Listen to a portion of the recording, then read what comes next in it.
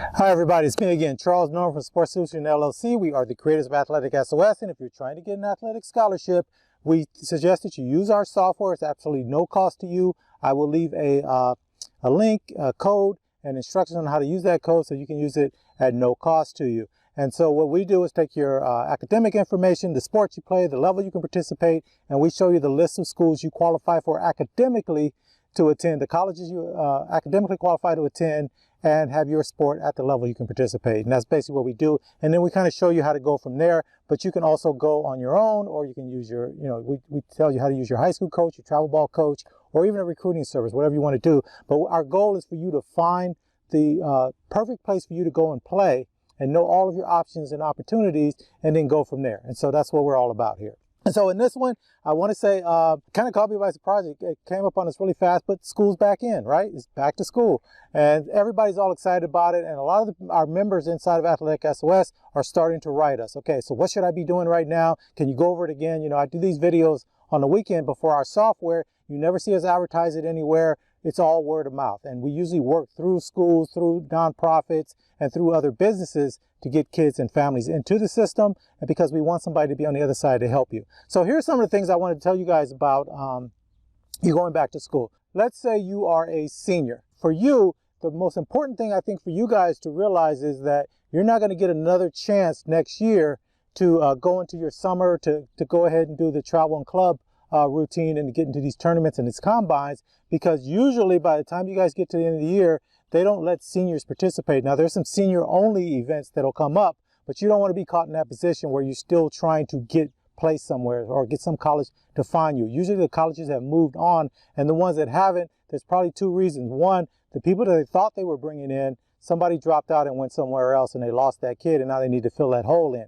But that doesn't make you a prize for that college. And you want to be a prize when you go in, that they've already vetted you, they already know. You don't want somebody to take you as a stopgap, and then they go into the next year looking for somebody they really want. So you don't want that to happen to you. And then the other thing is that they can get you down market. Maybe you're D1 or you're D2 and it's NAIA D3, and now you didn't get anything. And so they can say, hey, why don't you come over here and we'll take you. And it's a win for them, but I think for you, it's unfortunate. Now, you should go and play anyway if that's what you want to do, but you don't want to be in that situation. So one of the things we want to make sure of is that you check with your coaches and get your schedule. So I know it's fall right now. Maybe your sport doesn't start till winter or spring, but you want to go to your coach, try to see if you can get your schedule for next year so you can make sure that you can find out, hey, are these games going to be videotaped? Are they being streamed? What's going on with those? And if not, you want to make sure you get them videotaped.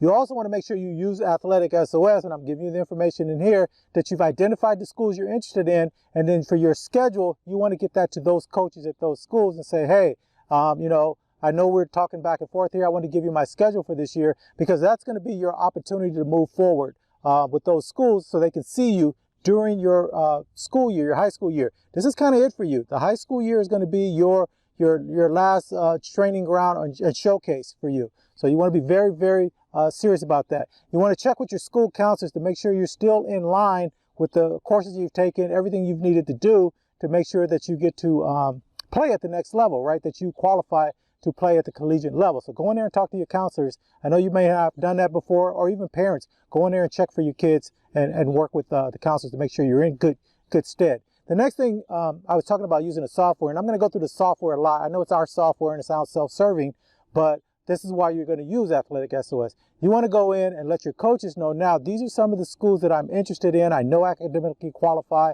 because I use this cool software, and I have the contact information for these coaches. Can you reach out on my behalf now and let them know, that I'm interested in them? You think I can play at this level, and maybe we can start sending some stuff to them. Can you be my credibility? That's what you're asking your coaches for. And then getting a good relationship with your coaches this year. It's going to be really important that you guys all work together. Now, I know there are instances where the family, there's some bad blood here. The coach is doing this and you want to do that. You got to let all that stuff go right now. It's really good to have your high school coach on your side. I know your travel and club coach may be on your side if the high school coach isn't, and maybe you have to go that direction.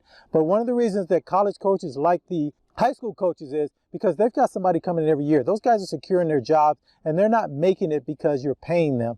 They're there because they want to coach. And so they're going to get a different attitude or different feedback from a high school coach than they can get from a from a travel club coach.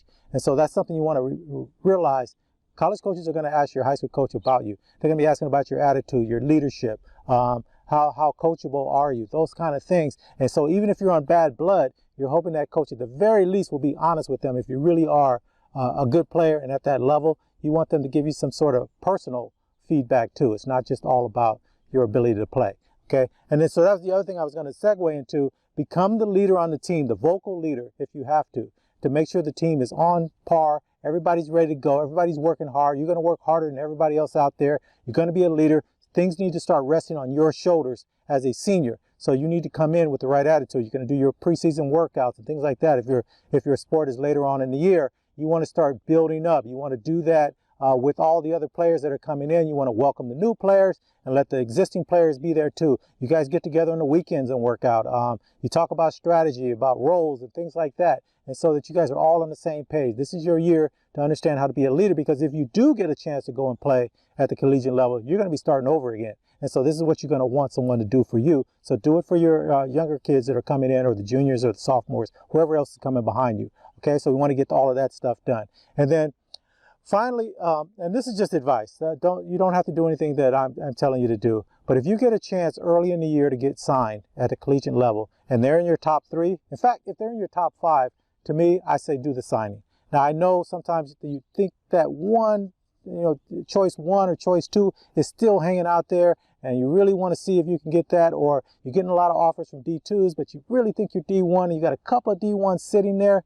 If they don't offer you to sign early, whenever the early period is for your sport, then they're waiting for someone else to turn it down in order to take you, most likely.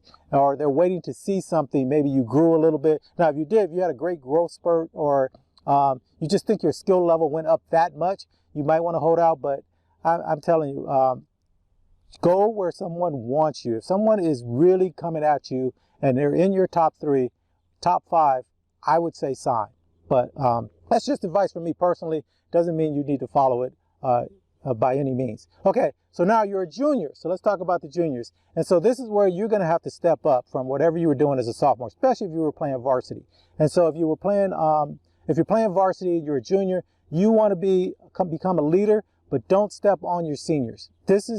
I think this is one of the biggest mistakes. You get a superstar junior, sophomore player, and they come in, and the coaches, they may be feeding you, maybe the leader scorer, the leader runner, the leader, whatever it is on that team, and you're getting a lot of perks, and everybody's talking about you, and you're written up in the paper. You're the rare, you're the unicorn, right?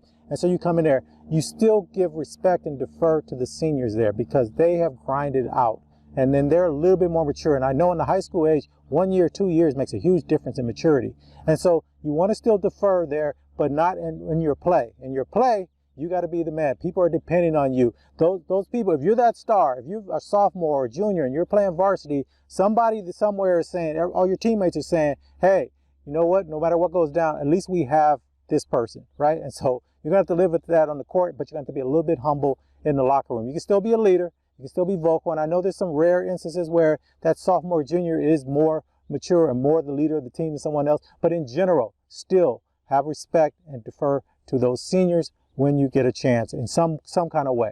And so for you guys, if your season is later on in the year, right, like you're a winter or a spring player, you need to go start working with a private trainer on the position you're going to play now. But I really would like for you guys to start finding somebody to work with for your position that you would play at the collegiate level, because you may be this great player in high school, but they may need you at a position that's not advantageous to you, and you would not play in the collegiate level, but they need it on this high school team, or you may have to play multiple positions or out of position or whatever's going on. So you still want to get your training and your reps in what position do you think you will be playing in another sport. So that's really important for you. Again, same thing with using AthleticSOS. Go in and find all of your options and opportunities, and then start reaching out again.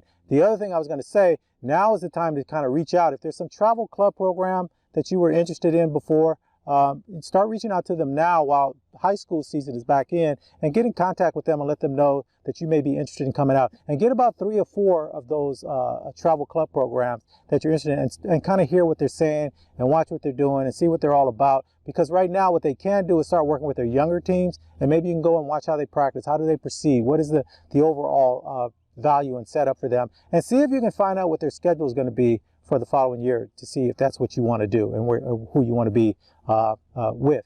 And so those are things for junior. And then want to make sure you go to your counselor, make sure you got everything in line. Look at those SAT, ACT tests. Do you need to get your score up or now? Now I do know for kids coming out all the way through 2023, you don't have to take the ACT, SAT. But remember, AthleticSOS, we're telling you do it anyway. So that's the thing for you. And then if you're not on varsity, like if you're coming up to varsity, then you want to go and work out with those kids that were on varsity the previous year, kind of get in with them, talk with them. What are their workouts? What are they doing before it starts come time to come and start going to practice and things like that. So you want to kind of get in and get included with them. And if you did make, you're on varsity for your junior year and you weren't there the year before, congratulations to you.